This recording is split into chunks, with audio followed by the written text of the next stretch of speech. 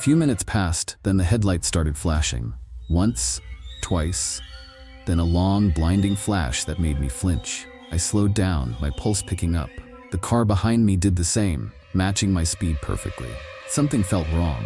My grip tightened on the steering wheel as I debated pulling over, but the road ahead was nothing but dense trees and mist. There were no gas stations, no rest stops, no signs of life, just endless road. Then my phone rang. The number was blocked. My breath hitched. I hesitated before answering. "Hello?" A deep, rasping voice on the other end whispered, "Don't stop." I froze. The line went dead. My heart was hammering against my ribs. My skin prickled with an instinctive kind of terror. I wanted to believe it was a prank, but the timing was too perfect. And the headlights? The flashing? No, this was something else. I pressed harder on the gas, speeding up just enough to put some distance between me and the car behind me. But as soon as I did, it sped up too. No hesitation, no delay. Just a silent game of cat and mouse on an empty highway. Then the real horror began. A shape appeared in the middle of the road. At first, I thought it was an animal, maybe a deer. But as I got closer, I realized it was something much worse. A person, standing completely still facing me, illuminated in the glare of my headlights. I swerved hard, barely managing to keep control of the car as I veered onto the shoulder. The moment I passed them, I risked a glance in my rearview mirror. The figure was gone. But the car behind me? It had stopped where the figure had been. Just sitting there, waiting. That was it. I floored it, tearing down the road as fast as my car would go. My mind was racing, my thoughts jumbled with panic. What was that thing? Why had it been standing in the road? And why had the car behind me stopped for it? I didn't slow down for miles. Not until I finally saw something familiar. An old roadside diner, still open despite the late hour. It wasn't much, but it was something. I pulled into the parking lot and threw my car into park, breathing hard as I scanned the road behind me. Nothing. The car was gone. I sat there for a long moment, trying to calm my nerves. Then, with shaky hands, I grabbed my phone to check my call history. The call wasn't there. No record of it at all. A sharp knock on my window nearly sent me through the roof. I turned, my heart slamming into my ribs. It was a man. An older guy, dressed in a trucker's jacket, looking concerned. "You okay?" he asked. I hesitated before nodding. Yeah, there was someone in the road back there and a car was following me." His expression darkened. "You need to get inside, now." I didn't argue. I grabbed my keys, stepped out, and followed him inside. The diner was empty except for a waitress and a cook, both of whom exchanged knowing glances when they saw me. The man who had knocked on my window sat me down at the counter. "You're lucky," he said. "Lucky?" I repeated, still shaking. He nodded. "Every now and then, folks around here talk about a car like the one you saw. Always shows up late at night, always follows people on the back roads, and every time someone sees it, they see the figure too." I swallowed hard.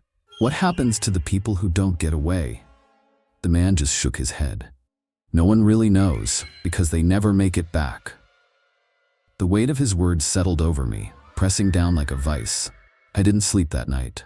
And when I finally left that diner, I made sure I took the longest, most well-lit route home. I never drove that road again.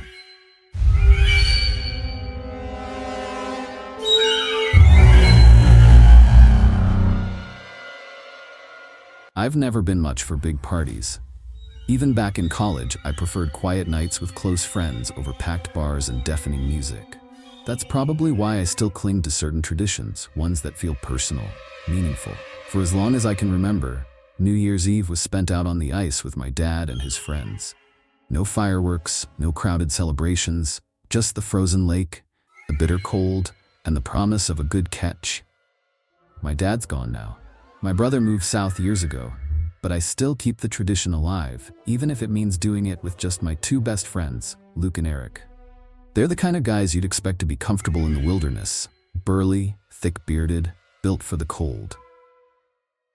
It makes sense, considering where we grew up. Ice fishing isn't just a pastime up here, it's a way of life. That year, we decided to head to a lake few people knew about. Tucked deep within the woods, it was the perfect spot, far from any city noise, where the only sounds were the wind and the occasional groan of shifting ice. Luke drove his truck, packed to the brim with our gear. ice augers, tip-ups, bait, and a pop-up shelter to keep the worst of the wind off us.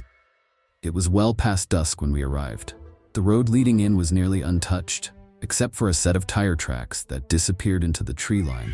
Someone had been here recently. As we got out and stretched our legs, I noticed something, or rather, someone, standing just beyond the glow of our headlights. A man, bundled in heavy winter gear, stood motionless near the start of the trail. He wasn't walking, wasn't fishing, just standing there, watching. My stomach tightened. Eric noticed first. "You see that guy?" Luke nodded but didn't say anything right away. Then, as if on cue, the man took a step forward and lifted a hand in a slow wave. Something about the way he moved made my skin crawl. His motions were stiff, deliberate. Not like a friendly greeting, more like an acknowledgement. Then he yelled, "Help! Please, you have to help me." His voice was raw, desperate. He pointed toward the lake. My friend, he fell through the ice. Every instinct screamed at me to hesitate, to ask questions. But when someone's calling for help, you don't stop to think. We grabbed our headlamps and rushed after him, following his hurried steps down the narrow trail. The cold gnawed at my face, and I realized too late that we'd left our coats in the truck. The farther we ran, the less sense things made. He wasn't leading us to the main fishing area. Instead, we veered off, moving toward a part of the lake where we'd never fished before, where the ice was known to be thinner. My pulse quickened. Something felt wrong. Then I saw them. Two figures stood near the shoreline, barely illuminated by our lights. They weren't panicking. They weren't searching for anyone. They were just waiting. I skidded to a stop, my breath clouding in front of me. That's when I saw the glint of metal in their hands. Guns. My stomach dropped. The man who had led us here turned slowly, his face splitting into a grin. "All right, boys, empty your pockets." Everything went still. My heartbeat thundered in my ears as the reality of the situation sank in. Luke cursed under his breath, his hands clenching into fists. Eric barely moved. I felt a sickening chill creep down my spine. One of the men took a step closer, lifting his gun slightly. Keys, phones, wallets. Now, we didn't have a choice. Hands shaking, we did as we were told. I hesitated with my phone, but one of them noticed. "Phone too," he growled. I forced myself to hand it over, swallowing my fury. Within moments, they had everything. One of them tossed Luke's keys to the man who'd led us here, who chuckled as he turned toward the path. "Appreciate it, boys," he called over his shoulder before disappearing into the dark. We stood there, frozen, as the other two backed away. They didn't say another word, just turned and walked into the trees. Seconds later, we heard the distant sound of Luke's truck starting up and the crunch of tires rolling away. Then, silence. Luke let out a roar of frustration, kicking a snowbank so hard that ice shards scattered. Eric just stood there, his breath coming in shaky gasps. I clenched my fists, my entire body trembling, not from the cold, but from sheer rage. Then Luke did something I didn't expect. He pulled a second phone from inside his boot. I nearly laughed. "You sly bastard." "I know better than to put all my eggs in one basket," he muttered before dialing 911. By the time the cops arrived, the thieves were long gone. They never found Luke's truck, never caught the men responsible. To this day, I still don't know what to make of it. Were we just unlucky? Did they plan this, waiting for the right victims? Or were they simply out there, biding their time, waiting for someone to take the bait? I still go ice fishing on New Year's Eve, but I never go back to that lake, and I never, ever follow a stranger into the dark.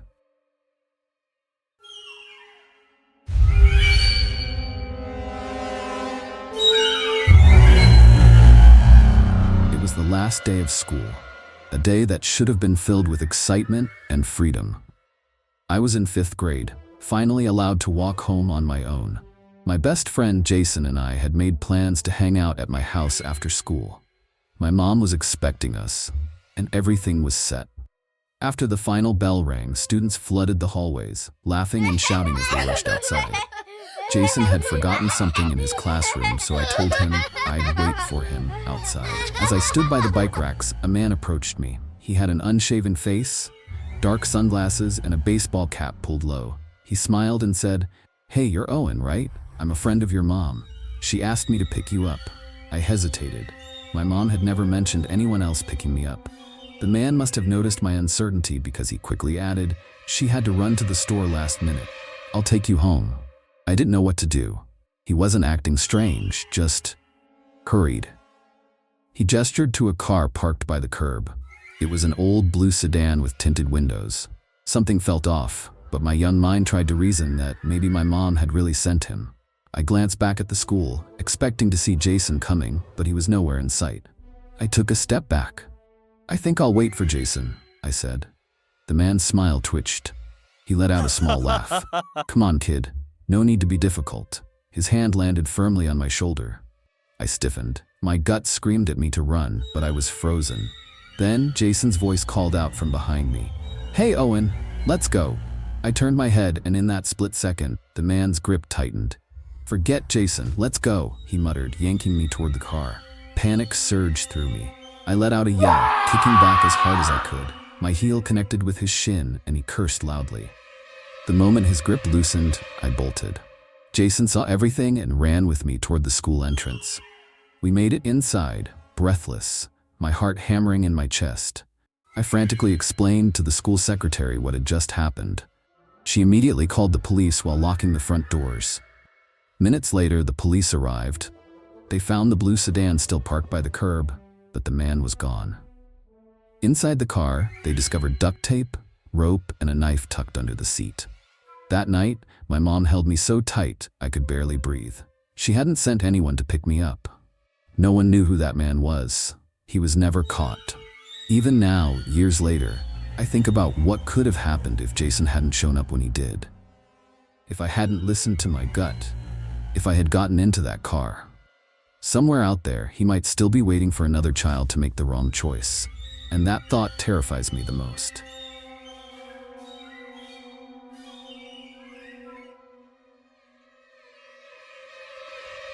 It was Halloween night, and my friend Jake was throwing a party at his house. His parents were out of town, which meant the perfect excuse for a night of drinking and fun. I arrived early to help him set up, securing a spot to sleep in the guest room so I wouldn't have to worry about driving home. The party was packed, filled with friends, strangers, and the usual mix of costumes, music, and alcohol. As the night went on, people slowly started leaving, heading to bars or other parties. Eventually, it was just our close friend group left: Jake, me, and our friends Ryan and Claire. We moved to the living room, drinking, laughing, and sharing ghost stories. The house, now mostly silent except for our voices, took on a different energy, the kind that makes you hyper-aware of every little sound. That's when we heard it. A soft tapping, rhythmic, like the sound of a nail lightly scraping wood. At first, we brushed it off, assuming it was the house settling or the wind against the old windows. But then it happened again. And again. The sound was coming from the hallway leading to the basement door. Jake stood up, a nervous grin on his face. "Probably just the house," he muttered, but his voice lacked confidence. We listened closely, waiting. Tap, tap, tap. "That's not the house," Claire whispered. The air in the room seemed to shift. We all looked at each other, silently debating whether we should investigate. Jake, being the host, took the lead, heading for the hallway while the rest of us followed. The basement door was slightly ajar, and just as we reached it, the tapping stopped. "Hello?" Jake called into the darkness. No response. Ryan, always the skeptic, scoffed. "Probably a draft or something." "Drafts don't tap like that," Claire shot back. Feeling a mix of curiosity and unease, we grabbed our phones for light and stepped cautiously down the basement stairs. The basement was cluttered with storage boxes, old furniture, and an eerie antique mirror leaned against the far wall. It was dimly lit by the glow of our phone screens, shadows stretching unnaturally in the confined space. "There's nothing here," Ryan said, shaking his head. "Let's just..." Then the tapping returned. But this time, it wasn't coming from the walls. It was coming from inside the mirror. My breath caught in my throat. I felt my pulse hammering in my ears as we all turned toward the mirror. The surface seemed wrong. Almost like it was rippling, just slightly. And then, as we watched in stunned silence, a faint outline appeared in the glass. A figure standing just beyond the surface, its head tilted slightly as if watching us. Jake took a step back, nearly tripping over a box. Claire let out a whispered, "Nope, nope, nope," and bolted up the stairs. I was frozen, my eyes locked onto the figure in the mirror. Its hand lifted slowly, fingers splaying against the glass, as if trying to reach through. Ryan snapped us out of it. Go! Go now! We all turned and ran, scrambling up the stairs, slamming the door shut behind us. We bolted it, panting, staring at each other in terrified disbelief.